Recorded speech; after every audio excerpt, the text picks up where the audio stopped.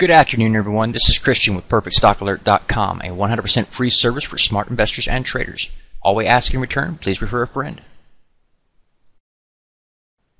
Today is January the 24th, 2013. It's Thursday, and you guys know that I've been watching a lot of markets moving to the upside, getting overextended in my opinion, and I just haven't messed with them because I don't think it's really time just yet to start shorting. Well, I think they're starting to break and starting to get opportunities. When we see this on the silver chart here, you can see that we have been in a substantial downtrend for a while here. Whenever you're in a downtrend, the best short opportunities will be at or above the 50-period moving averages, little red line right here. So let's just draw ourselves a little line right there. Next time we get up to that point, we get an interesting situation where we're looking at it saying we're looking for a shooting star. We had one right there, and then we didn't get confirmation the next day, so we just continue to watch it. We get another one that forms here, and then we get confirmation today. That means that that's where you want to start shorting. Start shorting at this point here or higher with the stop at 32.49, 1 cent above that, so 32.50, and then looking for a test of the 30 line down here. Why are we looking for the test of that? Very quick.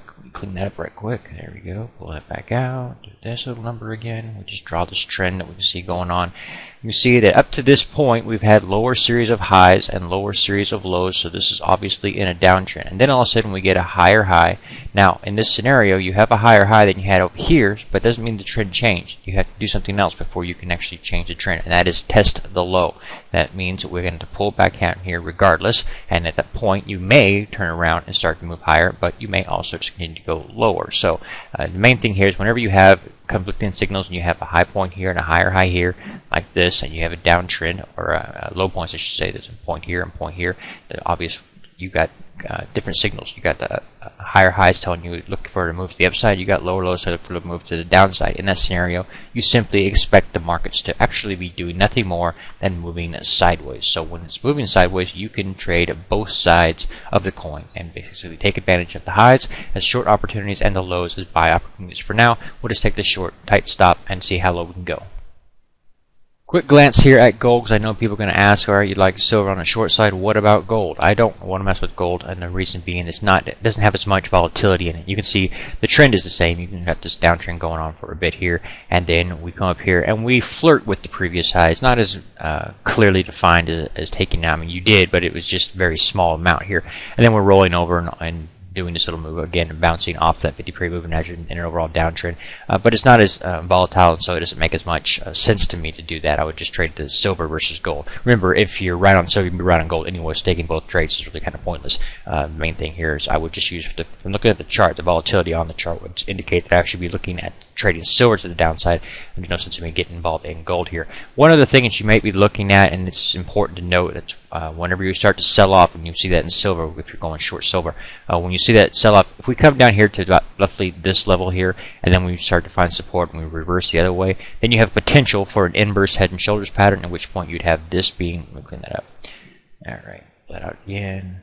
Alright, here we go. Here would be the first shoulder, here would be the head, and then here would be the second shoulder down here, roughly the same level. In that case scenario, we would have a neckline drawn from this high close here to this high close here. It would be trending up, which would be very bullish in a situation like that.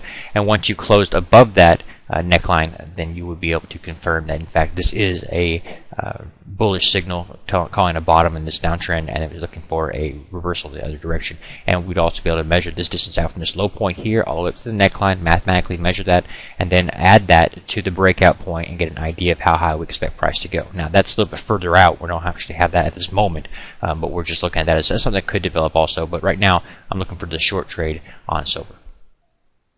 If you've not been to the free website at PerfectStockAlert.com, it's a 100% free service. All we ask in return, please refer a friend. Please take a moment to review our disclaimer. The information provided herein is our opinion only. Under no circumstances do any statements here represent a recommendation to buy or sell securities or make any kind of an investment. You are responsible for your own due diligence. To summarize, we do not provide investment advice, nor do we make any claims or promises that any information here will lead to a profit, loss, or any other result. These videos are for educational purposes only.